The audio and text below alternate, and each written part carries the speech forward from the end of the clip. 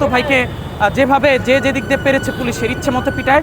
আপনারা জানেন যে আজকে সকাল থেকেই এই যে বাউনিয়াবাদ যে বস্তি এলাকাটা রয়েছে এখানে রাজুকের যে উচ্ছেদ অভিযান সেটি চলছিল। তো সেই উচ্ছেদ অভিযানে দফায় দফায় কয়েকটি সংঘর্ষ হয়েছে এবং এখানে আমরা যখন ঠিক ঘণ্টাখানিক আগে এখানে আমরা যখন সংবাদ সংগ্রহ করছিলাম একটু ভেতরের দিকে, তো সেখানে যখন উচ্ছেদ অভিযান করছে তখন সেখানে দায়িত্বরত একজন কর্মকর্তা ছিলেন উচ্ছেদ অভিযানে। তাকে আমরা জিজ্ঞেস করছি যে সাধারণ মানুষ এখানে যারা বস্তিবাসী আছে তারা বলছে যে অগ্রিম কোনো নোটিশ তাদেরকে দেয়া হয়নি, তো অগ্রিম নোটিশ না দিয়ে হুট করে এসে তাদের বাড়িঘর ভাঙা হচ্ছে।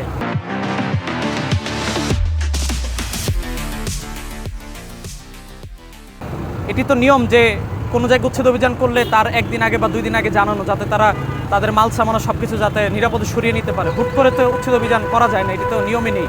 তো এটি নিয়ে তাকে জিজ্ঞেস করেছি, তো সে আমাদের প্রশ্ন এড়িয়ে যাচ্ছেন বারবার এবং তাকে যখন বলছি যে আপনার পরিচয় কি, সে তার পরিচয় দিবে না। তো বললাম যে আপনি যদি দায়িত্বরত কর্মকর্তা হন তাহলে আপনার পরিচয় আপনি দেন, আপনি কে বলছেন, আপনার পরিচয় দেন। সে মুখে মাস্ক লাগিয়েছিল এবং সে বারবার আমাদের প্রশ্ন এড়িয়ে যে বারবার সরে যাওয়ার চেষ্টা করছে। তা আমরা যখন একটু জেরা করলাম যে না, আপনার পরিচয় দিতে হবে এবং বস্তিবাসীর কোনো অগ্রিম কোনো নোটিশ না দিয়ে যে ভাঙছেন এটা কি ঠিক হচ্ছে কি না, এই প্রশ্ন যখন করি আমরা, করার সঙ্গে সঙ্গে আমাকে এবং বাংলাদেশ প্রতিদিনের প্রান্ত ভাইকে উদ্দেশ্য করে তিনি পুলিশের সদস্যদের বলেন যে তাদেরকে এখান থেকে সরিয়ে দিতে, ফোর্সদেরকে আঘাত করতে বলেন। তো তিনি বলার সঙ্গে সঙ্গে পুলিশের সদস্যকে সেভ করার জন্য যাওয়ার সময় আমাকে পেছন থেকে একটা ধাক্কা দেয়।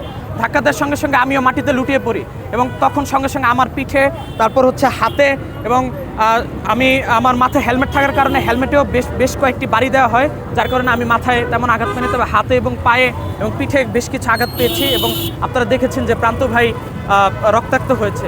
এই যে পুলিশের যে স্বৈরাচারী যে মনোভাব, আমরা এটা বলতে চাই যে 5ই আগস্টের এত বড় একটা অভ্যুত্থান হয়ে গেল, এখানে এই অভ্যুত্থানের পরেও কিন্তু পুলিশের যে আসল নৈতিক যে শিক্ষা প্রয়োজন, পুলিশের যে চরিত্রের যে পরিবর্তন প্রয়োজন, সেটি কিন্তু এক চুলো বিন্দুমাত্র কিন্তু তাদের পরিবর্তন হয়নি। আমরা দেখছি যে কোনো জায়গাতে কিছু হলেই পুলিশের সাধারণ মানুষের উপর তারা হায়নার মতো আসলে ঝাঁপিয়ে পড়ে।